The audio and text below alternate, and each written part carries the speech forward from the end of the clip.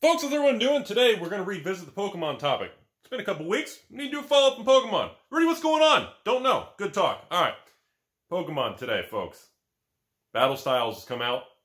Everyone's all like, Rudy, what do you think of the price?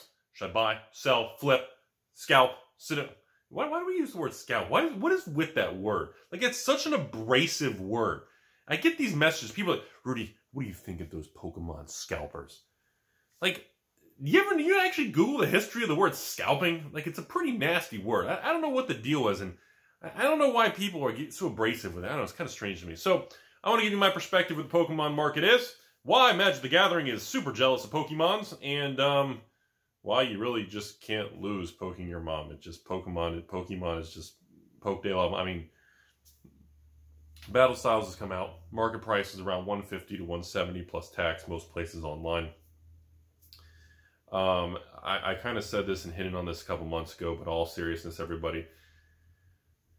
I know this is kind of, the trend is your friend till the end, around the bend, and it just punches you in the face like Chuck Norris, but, you know, it's extremely difficult to lose money in Pokemon in the current environment.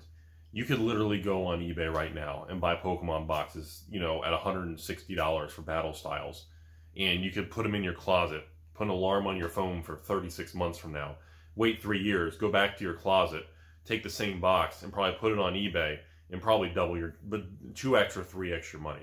It really is that stupid, and it really is that simple. Obviously, you know, stores are still paying the same $80 a box for Pokemon. You know, it's an amazing, beautiful thing that LGSs are being rewarded for sticking with Pokemon. One of my biggest regrets was actually dropping Pokemon for 2 years. I think I still beat myself up on that. I mean, the last set I did was Pokemon for Forbidden Light, where I had a couple hundred boxes. I could barely sell it. I kept the last few cases, and that's it. You know, I did all the XY era stuff. You guys know the history of Rudy's bathroom and all that stuff, you know. But, you know, I know this is what some people want to hear and what some people don't want to hear, but I'm just going to be very blunt and tell you how it is. Essentially, if you're a store, if you're one of the 3,000 LGSs around the country, and you have Pokemon product, if you have the resources and capital navigating a post-2020 era, you need to literally just throw 1 or 2 cases of every set in the back room, lock it up, and forget about it, because essentially every single Pokemon release is going to age beautifully. Even if it's slow, even if there's bumps, even if it gets reprinted, which a lot of these will get multiple reprint waves, multiple reprint stocks. Battle Styles, I know we had the first big wave. I know there's a second similar wave coming in like a couple weeks from now, and there's a third little tiny last drop that comes. Now after that, they may still do another one. But, you know, at the end of the day, it really doesn't matter. See, here's the problem, everyone. We are all wired so much for this short term, where literally it's, how much is Rudy selling that box for? Wait, my LGS, local Timmy's Emporium, he had Pokemon at 130. My phone says eBay's 135. What do you guys think? Are we in? Like, it's so humorous to me, and it's so fascinating to watch the Timmys in their natural environment. It's so intriguing to watch the behavior of very, very amateur, ill-experienced people who collect and invest in these things. It's very fascinating to me. It's almost just like sitting there and watching an ant farm and watching them all run around. Because when you can tell the people who are very new, they're just trying to make as fast of this quick buck as possible, trying to be that flipper. But they miss the big game.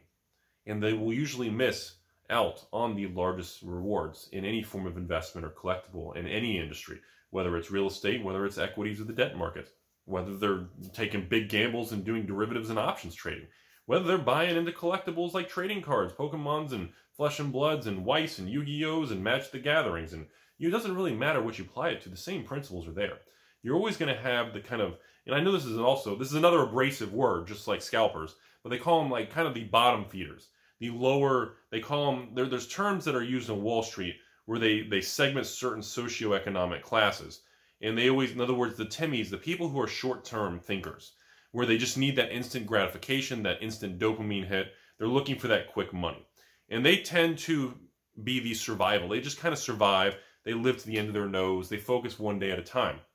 So those are the people that tend to be the most outspoken, most abrasive, the loudest voice on the internet, because they're very emotional and very passive. They're very aggressive on certain things, and they're very just outspoken.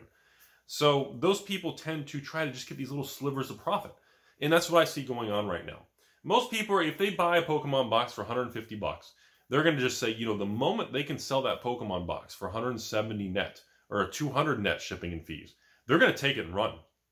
They're going to be proud that they literally have a side hustle where they sold some Pokemon boxes and they made 10, 20%. Those are the people long-term historically, they continue that path until it doesn't work. And usually what will happen is eventually something will get overly reprinted or a set will bomb or something will happen. They'll get burned and they usually get very angry and frustrated. They try to return or do kind of disputes or chargebacks against the previous person who sold them the product, and they get all they escalate and get very agitated very quickly. So what I see, with all that being said, that's my speech. What I see going on with Pokemon is anyone who seriously has the tether balls and the pretzel sticks and the three-legged chair ability to just stay the course, you're going to be rewarded very handsomely in the future. I genuinely believe anyone who's actually able to keep Pokemon boxes sealed, whether it's, I mean, honestly, anything in the Sword and Shield era, it doesn't even matter. It's similar to the Sun and Moon era. XY is obviously old news, and everybody knows it's worth its weight in gold. But even on this new Sword and Shield thing, I hear the same thing I do with Magic, the same thing I hear with Yu-Gi-Oh! And Weiss and Digimons and Flesh and Bloods and all these other card games. People get very focused on short term.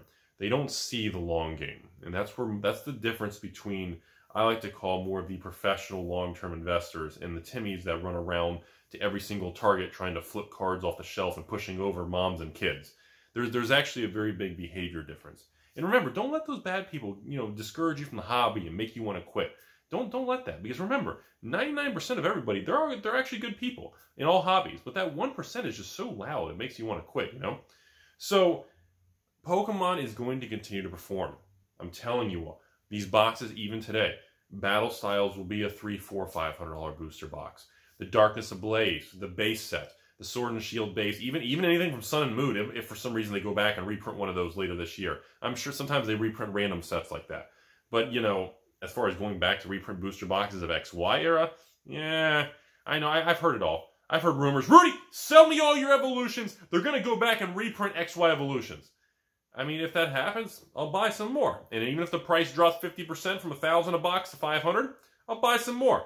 You know, it's a similar thing. It happened with Crucible War and Flesh and Blood.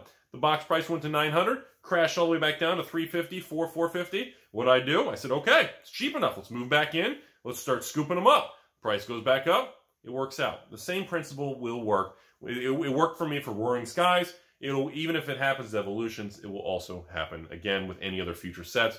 In the long game, it doesn't matter. The toughest thing about dealing with stuff is battling your own kind of perspective and your own emotions when you're an investor, everybody. Because what happens is we all do the same thing, okay? You put your money in something, you get all excited, you check the price every day. All of a sudden, there's an announcement of a reprint, the price drops, you have an emotional trigger, you get wound up, you go on message board, you start checking Reddit, what do I do? Is the price going lower? What do you think? And everybody's all over the place, and everyone, it's like shaking, it's like kicking an ant bed, and everybody just starts scattering. Well, if you step back and remove all that, and just say honestly, when the smoke clears, where's this stuff going to be settled at? What's the true value of this stuff long term? Pokemon is probably one of the most valuable IP, intellectual property brands in the world. It's not going anywhere. It is the numero uno. It is #1 around the world. I think probably Pikachu and the name Pokemon may be the most recognized brand probably around the world at this point. It's unbelievable, especially in the collectible world. I don't know any, I mean, Magic's famous, all these other card games are famous, Yu-Gi-Oh's famous, but there is no powerhouse like Pokemon. And whether you agree or not, it is what it is. It's just the facts of where we are in the world. I can't believe Magic can't seem to keep up because they're just so wound up in themselves. It's almost embarrassing, but that's where it is. So just to kind of sum up this video for you folks, I do firmly believe Pokemon's going to continue to perform. I think all these new sets, even anything from the Sword and Shield that's already been released, is going. I mean, the Vivid Voltage is going to get more reprints, the Ablaze, the base, but it's all going to continue to perform. Do not focus on the short-term swings of 10-20% when the long-term gains are going to be 1, 2, 3, 4x in 3 to 5 years from now. I'm telling you all, in 5 years from now, I don't care if you pay $200 a box right now, you're going to be begging for those prices. And I don't think Pokemon, they're just too big to fail at this point. And I know that's a dangerous thing to say, but that is where we are in the world of Pokemon. And I just don't think it's ever going to, there's nothing that can dethrone Pokemon anymore. It's just too powerful. There's